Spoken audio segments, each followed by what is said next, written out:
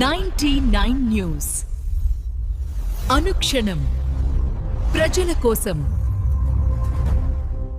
నమస్కారం. 99 న్యూస్ కు స్వాగతం. నరసింహాపురం గ్రామ పంచాయతీ నందు గత 20 సంవత్సరాలుగా ప్రైవేట్ బిల్డింగ్లోనే అద్దెకి అంగన్వాడీ నడపడం జరుగుతుంది. ఈ విషయాన్ని సర్పంచ్ దృష్టికి తీసుకెళ్తే స్పందించిన సర్పంచ్ సహృదయంతో సర్పంచ్ అన్నదమ్ములు ఇద్దరు ముందుకు వచ్చి అంగన్వాడీ బిల్డింగ్ కి డ్వాక్రా సంఘాలకు సంబంధించిన వివో బిల్డింగ్ కి 3 లక్షల రూపాయల విలువ గల స్థలాన్ని కొని స్వచ్ఛందంగా ముందుకు వచ్చి ఇవ్వగా స్థలదాతల పేరు సేలం రామకోటారెడ్డి, సన్నా వెంకటేశ్వర రెడ్డి, సేలం వెంకటరామిరెడ్డి, సన్నా వెంకటేశ్వర రెడ్డి స్థలం ఇచ్చారు.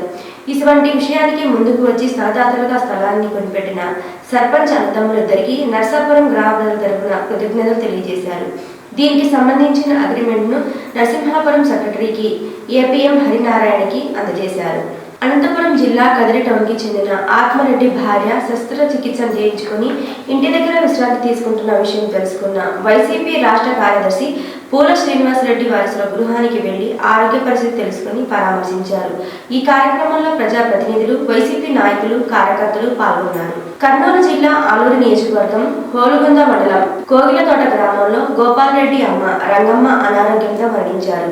ఈ విషయం తెలుసుకున్న ఆలూరు ఎమ్మెల్యే బుసినే విరూపాక్షి పార్థివ దేహానికి పూలమాల వేసి నివాళులర్పించి వారి కుటుంబాన్ని ఓదార్చి పరామర్శించారు. ఈ కార్యక్రమంలో వైఎస్ఆర్సీపీ నాయకులు, కార్యకర్తలు పాల్గొన్నారు. ధర్మవరం వైసీపీ కార్యకర్తల మీటింగ్ లో మాజీ ఎమ్మెల్యే కేతిరెడ్డి కష్టకాలంలో పార్టీ నుంచి వెళ్లిపోయిన వారిని మళ్లీ తీసుకోమంటూ ఎవరైనా బంధువులతో మళ్లీ పార్టీలో తీసుకొస్తా అంటే బాగుండదు, తిరిగి గడపకు తొక్కనివ్వం, శత్రువులైనా పార్టీలో చేర్చుకుంటాం కానీ వెన్నుపోటు ధోరణం క్షమించమని అన్నారు. బాపట్ల జిల్లా సంతమాగులూరు మండలం నెహ్రూ నగర్ కాలనీ నందు మాట వారి వివాహ వేడుకల్లో పాల్గొని నూతన వధువరులను ఆశీర్వదించిన YSR Congress party PSC member Venukonda మాజీ శాసనసభ్యులు శ్రీ బొల్లా బ్రహ్మనాయుడు మరియు నియోజకవర్గ స్థాయి నాయకులు, కార్యకర్తలు పాల్గొన్నారు. శ్రీకాకుళం జిల్లా టెక్కర నియోజకవర్గంలోని కోటబొమ్మాడి మండలం లఖందిడ్డి గ్రామంలో పైడి మాధవరావు ఆదిలక్ష్మి కుమారుడు వెంకట్ శశిరేఖ వివాహ వేడుకల్లో గౌరవ ఎమ్మెల్సీ దువ్వాడ శ్రీనివాసం పాల్గొన్నారు. అనంతరం టెక్కరిలోని శుభం కన్వెన్షన్లో దుప్పల అప్పారావు వెంకటమ్మ కుమారుడు నరేష్ కావ్య వివాహ వేడుకల్లో పాల్గొన్నారు. హైదరాబాద్ మణికొండలోని చిత్రపురి కాలనీలో నివసిస్తున్న కోమలి ఆత్మహత్యకు ప్రేమ వ్యవహారమే కారణమని ఏడాది క్రితం అఖిల్ రెడ్డి అనే వ్యక్తితో బ్రేకప్ కావడంతో కోమలి తీవ్ర మనస్తాపానికి గురై ఆత్మహత్యకు పాల్పడినట్టు సమాచారం. ఖమ్మం నగరంలోని మినర్వా గ్రాండ్ వేదికగా శ్రీ పండిట్ దీన్ దయాళ్ ఉపాధ్యాయ ప్రశిక్షణ కార్యశాల అత్యంత ఉత్సాహభరిత వాతావరణం జరిగింది. ఈ కార్యశాల భారతీయ జనతా పార్టీ కిసాన్ మోర్చా రాష్ట్ర అధ్యక్షులు శ్రీ బసవాపురం లక్ష్మీనారాయణ, రాష్ట్ర కార్యదర్శి ఖమ్మం జిల్లా ప్రభారి శ్రీ బద్ద మైపాల్ రెడ్డి, భారతీయ జనతా పార్టీ రాష్ట్ర కోశాధికారి శ్రీ దేవకి వాసుదేవరావు ముఖ్య అతిథులుగా హాజరయ్యారు. ఏకాత్మ, మానవతావాదం, అంత్యోదయ అనే పండిట్ దీన్ దయాళ్ ఉపాధ్యాయ ఆశయాలను క్షేత్రస్థాయిలోకి తీసుకువెళ్లాల్సిన బాధ్యత కార్యకర్తలందరిపైన ఉందని వారు స్పష్టం చేశారు. ఖమ్మం జిల్లా సత్తుపల్లి నూతన ప్రభుత్వ ఆసుపత్రిని పరిశీలించిన సత్తుపల్లి నియోజకవర్గ శాసనసభ్యులు శ్రీమతి డాక్టర్ మట్టా రాగమయ్యి దయానంద్, రాష్ట్ర కాంగ్రెస్ నాయకులు డాక్టర్ మట్టా దయానంద్ సత్తుపల్లి సింగరేణి వారి ఆధ్వర్యంలో సత్తుపల్లి నూతన ప్రభుత్వ ఆసుపత్రికి వైద్య పరికరాలు అందించిన ఎమ్మెల్యే రాగమయ్యి దయానంద్, డాక్టర్ మట్టా దయానంద్. ఈ కార్యక్రమంలో ఎంఆర్ఓ, ఎంపీడీఓ, ప్రభుత్వ అధికారులు, Sathupalli municipal chairman Rihana Begum, vice chairman Boddu Subrata, Sathupalli Congress నాయకులు, కార్యకర్తలు, ప్రజలు పాల్గొన్నారు. సంకల్ప దీక్షతో అంతా సన్నద్ధమే, పర్జన్య గర్జనే గగనమనే, విజయ్ భవ విజయ్ భవ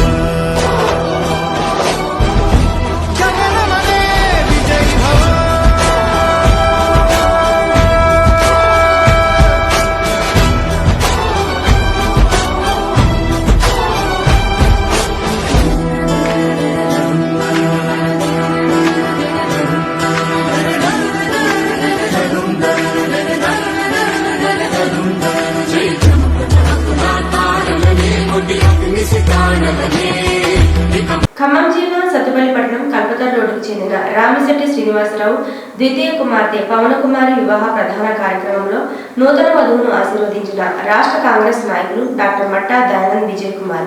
ఈ కార్యక్రమంలో Sathupalli municipal vice chairman Bonthu Sumalatha Venu, Sathupalli పట్టణ కాంగ్రెస్ పార్టీ అధ్యక్షులు గాదె చెన్నకేశ్వరరావు, కౌన్సిలర్లు జొన్నలగడ్డ శ్రీనివాసరావు, సత్తుపల్లి పట్టణ కాంగ్రెస్ నాయకులు, కార్యకర్తలు తదితరులు పాల్గొన్నారు.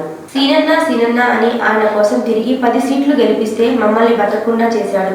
కనీసం నోటీసులు ఇవ్వకుండా, సామాన్లు తీసే టైం ఇవ్వకుండా కూలగొడుతుంటే ఏంది సార్ ఇదని అడిగితే జీపులు ఎక్కిస్తున్నారు. రేవంత్ రెడ్డి హైదరాబాద్లో హైడ్రా పేరు మీద చేస్తుంటే ఇక్కడ ఖమ్మం మంత్రులు ఇలా చేస్తున్నారు. వీళ్ళు ఇంకోసారి గెలిస్తే వెనకట ఉన్న రజాకార్ల కంటే ఇంకా దారుణంగా అవుతారు. ఖమ్మం కలెక్టరేట్ పరిధిలోని వెలుగుమట్ల గ్రామంలో ఇండ్లు కూల్చివేతలో బాధితులు ఆవేదన వ్యక్తం చేస్తున్నారు. అన్న మేము ఎప్పటి నుంచో కనీసం వాళ్ళు స్టే ఆర్డర్ కనీసం మాకు నోటీస్ అని ఇవ్వాలి కదన్న. మాకు కనీసం నోటీస్ ఇవ్వకుండా కూడా వచ్చి టైం ఇవ్వకుండా కూడా కూలగొడుతున్నారు. ఏం సార్ అని చెప్పేసి అంటే తీసిపోయి ఎమ్మటే జీబులెక్కి ఇస్తున్నారు సార్. కనీసం నోటీస్ ఇవ్వాలన్నా వద్దా సార్? కనీసం నోటీస్ అని అడిగితే తీసిపోయి జీబు ఎక్కిస్తున్నారు. మీకు ఎవరికైనా చెప్పాలా? ఆల్రెడీ ప్రజాపాలనని గెలిపించుకున్నారు, ఇందిరమ్మ పాలన అన్నారు, ఇల్లులు ఇస్తామన్నారు, ఏవి కూడా లేవలే. ఇదే సార్ ప్రజల పాలన అంటే, ప్రజా గవర్నమెంట్ అని సార్. మీరు చూస్తున్నారు, రాష్ట్ర వ్యాప్తంగా చూస్తున్నారు ప్రజలు ఎక్కడ ఉన్నారు, ఎక్కడ బీద వాళ్ళు ఉన్నారు, ఎక్కడ అనగారిన వర్గాల్లో ఎక్కడైతే ఉన్నారో అక్కడ అందరినీ హైడ్రాలు పెట్టడం, ఇల్లులు కోల్చడం అనేది బాగా జరుగుతుంది. ఇదే ప్రజాపాలన, ఇదే ప్రజల యొక్క గవర్నమెంట్. ఇది మేము కోరి తెచ్చుకున్నందుకు మాలాంటి వాళ్ళకి ఇంకా ఇప్పుడు మమ్మల్ని మా తరం కొట్టింది సార్. ఇప్పుడు 2 తరాలు నష్టపోయినట్టు. ఇప్పుడు ముందు మీలాంటి వాళ్ళు గెలిపిస్తే మాత్రం మేము చాలా అనగానే ఇంకా అసలు ఇక బండి రాకుండా అయిపోతాం సార్. ఇంకో 5 ఏళ్ళు కూడా, ఈ 3 ఏళ్ళు ఇంకో 5 ఏళ్ళు 10 ఏళ్ళు కూడా, ఇక 10 ఏళ్ళు అంటే మీరు 40 ఏళ్ళు ఇక అసలు ఇక వెనకట రజాకాల టైం వచ్చింది చూడని చూసినావు. ఇక దానికంటే అద్మాన స్థితికి వచ్చేస్తుంది. ఇక ఏమైనా ఇక వాళ్ళదే గవర్నమెంట్, వాళ్ళదే రాజ్యం, వాళ్ళదే. 3 మంత్రులు ఉండి ఒక్కరు కూడా రానట్లేరా వాళ్ళ సార్? వాళ్ళు ఇప్పుడు ఫోన్ చేసి మీరు అడిగినా సార్ ఏమంటారు అంటే నాకేం తెలియదు. అది మీ తిరిగిన గవర్నమెంట్ లో ఉన్న మంత్రుల. ఖమ్మం జిల్లా పెనుబలి మండలం అడ్డిమల్లెల స్కూల్ నందు ఉపాధ్యాయులకు, విద్యార్థులకు, వారి తల్లిదండ్రులకు బంగారు తల్లి ఫౌండేషన్ మరియు ఆశా స్వచ్ఛంద సేవా సంస్థ ఆధ్వర్యంలో నిర్వహించిన ప్రేరణ కార్యక్రమంలో పాల్గొన్న రాష్ట్ర కాంగ్రెస్ నాయకులు డాక్టర్ మట్టా దయానంద్ విజయ్ కుమార్. ఈ కార్యక్రమంలో స్కూల్ విద్యార్థులు, ఉపాధ్యాయులు, పెనుబలి మండల కాంగ్రెస్ నాయకులు, గ్రామ కాంగ్రెస్ నాయకులు, కార్యకర్తలు తదితరులు పాల్గొన్నారు. బంగారుపల్లి ఫౌండేషన్ అలాగే ఆశా వాలంటీర్ ఆర్గనైజేషన్ తరఫున ఈ కార్యక్రమాన్ని ఏర్పాటు చేసినటువంటి సురేంద్ర గారికి, అలాగే అవకాశం కల్పించిన ప్రిన్సిపాల్ గారికి, స్టాఫ్ అందరికీ కూడా హృదయపూర్వక నమస్కారం. ఇది మన 2వ సారి ఇక్కడ ఈ మోటివేషన్ క్లాస్లో. అలాగే ఈరోజు 10th ఎగ్జామ్స్ మార్చి 14th నుంచి అటెండ్ అవుతున్నటువంటి పిల్లలందరూ కూడా ఆల్ ది బెస్ట్. సురేంద్ర గారు ఏదైతే చెప్పారో మీకు ఏదో 10 పాయింట్స్, అందుట్లో కూడా ఏ ఒక్కటి కూడా మిస్ అవ్వకుండా దాన్ని చూసే తప్పక పాటించండి. మీరు చెప్పారు మన తల్లిదండ్రులు ఎంత కష్టపడి ఈ రోజు మనల్ని ఇక్కడ పంపించారో మనందరికీ తెలిసింది.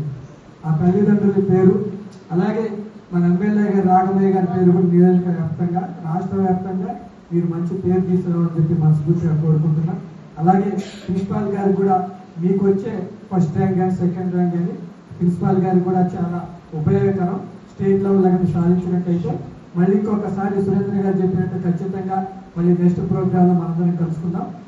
వాస్తవానికి ఫస్ట్ ప్రోగ్రామ్ కాన్స్టిట్యున్సీలో మన దగ్గర పెట్టడం జరిగింది, ఇక్కడ నుంచి స్టార్ట్ చేయాలని చెప్పి. ఈ 15-20 రోజులు కూడా ఈ 10th క్లాస్ పిల్లలు ఎక్కడ ఉన్నారో మన కాన్స్టిట్యున్సీ వైజ్గా అందరికి కూడా ఈ మోటివేషన్ క్లాసులు చెప్పడం జరుగుతుంది. ముఖ్యంగా దీన్ని సహకరించినటువంటి బంగారు తల్లి ఫౌండేషన్ వాళ్ళకి అభినందన తెలియజేస్తూ ఇలాంటి కార్యక్రమాలు మంచి కార్యక్రమాలు ఇంకా చేయాలని చెప్పి మనసుకుంటున్నాం. మీకు సురేంద్ర గారి గురించి తెలుసు, పాటల రూపంలో కానీ, పద్యాల రూపంలో కానీ, అసలు ప్రతి దాని కూడా ఒక్క నిమిషం కూడా మిమ్మల్ని ఆకట్టుకునే విధంగా ప్రతి నిమిషం కూడా అలా మాట్లాడే వ్యక్తిత్వం ఉన్న మనిషి. నిజంగా ఈరోజు ప్రోగ్రామ్ ఏంటంటే, పోయినసారి మనం చూసిన ప్రోగ్రామ్ వేరు, ఈ రోజు చూసిన ప్రోగ్రామ్ వేరు. అవునా? పోయినసారి అంతా ఎమోషన్స్ లో ఉన్నాం, ఈ రోజు పాజిటివ్ థింకింగ్ లో ఉన్నాం. కాబట్టి ప్రతి ఒక్కరు కూడా మంచిగా చదువుకోవాలి. ఏదైతే మన తల్లిదండ్రులు మన మీద పెట్టుకున్న ఆశల్ని ఒమ్ము చేయకుండా వాళ్ళు ఏదైతే కలలు కన్నారో వాటిని మీరంతా నెరవేర్చాలి. మళ్ళీ మీరందరూ కూడా ఇదే 10th పాస్ అయ్యి ఇక్కడ ఇంటర్మీడియట్ మళ్ళీ చదవాలని చెప్పి మనస్ఫూర్తిగా కోరుకుంటూ అవకాశం ఇచ్చిన మీ అందరికీ కూడా హృదయపూర్వక ధన్యవాదాలు. Thank you very much. అర్ధరాత్రి నడి రోడ్డుపై కన్నతండ్రిని కారులో నుంచి దించి రోడ్డు మీద వదిలేసి వెళ్లిపోయిన కొడుకు. తండ్రి అంటే జీవితం మొత్తం కష్టపడి పిల్లల కోసం బ్రతికే మనిషి. చేతి పట్టి నడిపించిన వాడిని చివరికి నడి రోడ్డుపై ఒంటరిగా వదిలేయడం ఎంత బాధాకరం. ఆ రాత్రి రోడ్డుపై వెళ్తున్న కారు డామ్ క్యామ్లో ఆ దృశ్యం రికార్డ్ అయ్యింది. ఇప్పుడు పోలీసులు దర్యాప్తు చేస్తున్నారు. నిజం ఏదైనా కావచ్చు, కానీ ఒక తండ్రి గుండె పగిలిపోయి ఉంటుంది. పిల్లలను పెంచడం అంటే కేవలం డబ్బు సంపాదించడం కాదు, ప్రేమ, విలువలు, గౌరవం నేర్పించడం కూడా. అలాగే పిల్లలుగా మన బాధ్యత కూడా గుర్తుపెట్టుకోవాలి. తల్లిదండ్రులు వృద్ధాప్యంలో చిన్నపిల్లలే అవుతారు. కోపంలో తీసుకున్న ఒక నిర్ణయం జీవితాంతం మానని గాయం అవుతుంది. మన సమాజంలో బంధాలు ఇలా రోడ్డు మీద పడిపోకూడదు. తండ్రిని గౌరవించడం మన సంస్కృతి. ఆ తండ్రికి ధైర్యం కలగాలి, నిజం బయటపడాలి. ఇలాంటి ఘటనలు మళ్ళీ జరగకూడదు. ఖాసిం నజ్వీ మజ్లిస్ AIMIM సృష్టికర్త. పాకిస్తాన్ పారిపోయిన ఆయన స్థాపించిన పార్టీ హైదరాబాద్లో ఉంది. ఇప్పుడు హైదరాబాద్ చరిత్ర, తెలంగాణ గడ్డ మీద పుట్టిన ప్రతివాడు తెలుసుకోవాల్సిన విషయం.